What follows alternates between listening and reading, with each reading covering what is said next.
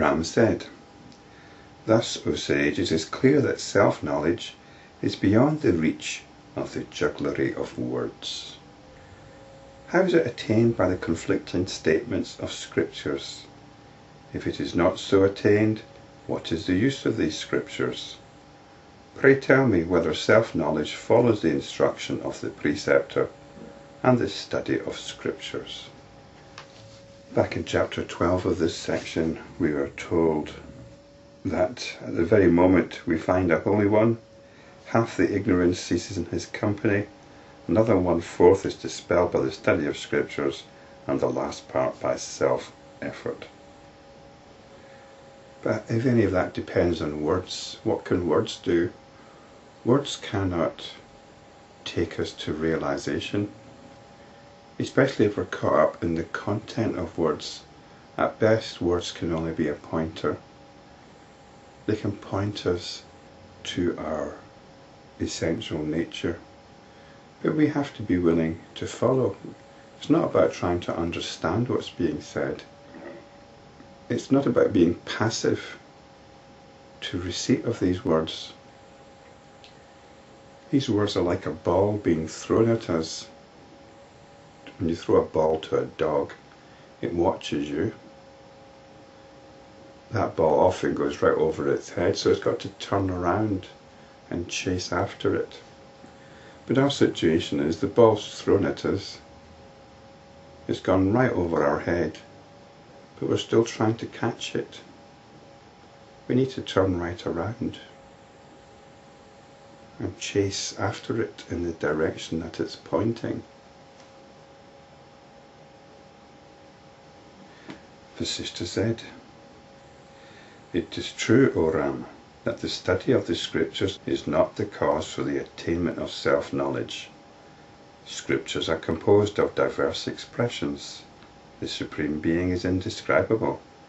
However, I shall explain to you how the study of scriptures has come to be associated with self-knowledge. The people of a certain village had been subjected to continued misfortune. They were starving and dying. Oppressed by poverty and misery, they began to consider ways and means of earning their livelihood. They decided that they would go into a nearby forest, gather firewood, sell it and earn a living. Thus they earned their living from day to day. In that forest they found also precious stones, which lay sometimes hidden and sometimes in the open. Of the people who went to the forest for firewood, some found these precious stones, others had excellent sandalwood, others found fruits, and yet others were unfortunate even there, and found only useless firewood. Of them, they who obtained the precious stones were freed from poverty and sorrow immediately. As they were thus engaged in gathering firewood and making a living, one day they found the philosopher's stone, which fulfills everyone's wishes. This is the chintamani. They obtained with its help all that they needed and desired, and lived happily forever after. They were looking for firewood, but they eventually obtained the most precious philosopher's stone. The villagers in this parable are the people of the earth. Their poverty is the worst of all poverty, that is, ignorance, which is the cause of all sorrow.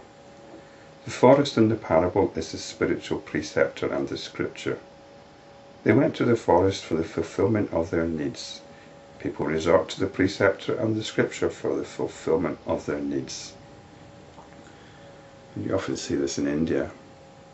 If you go to a particular guru or you go to the temple, people aren't praying for spiritual enlightenment. They're wanting prosperity. They're wanting success in exams.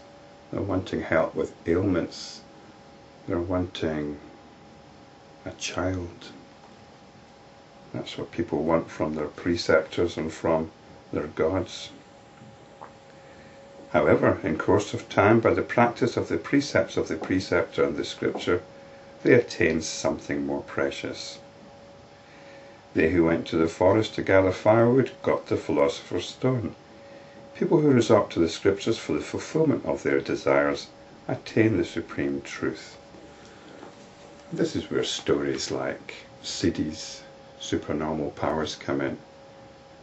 These are wonderfully attractive stories.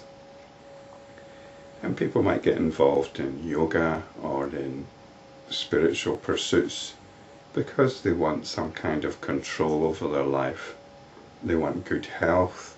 They might want supernormal powers, and they'll pursue that. Some scriptures have got certain reputations as bringing blessings. There's the White Lotus Sutra, and all the Nichiren Buddhists do is recite homage to the White Lotus Sutra, because it actually says in the sutra that's enough to gain all you need. If you actually read the sutra, though, it's the most wonderful book, and it's very liberating in its own way. But people are not drawn to it for that reason. They're drawn to it. They're not even drawn to reading it. Their attention is simply being drawn to it. So they've got certain ideas about it, certain hopes about it. These ideas might be valid for them, or they might look more deeply into it.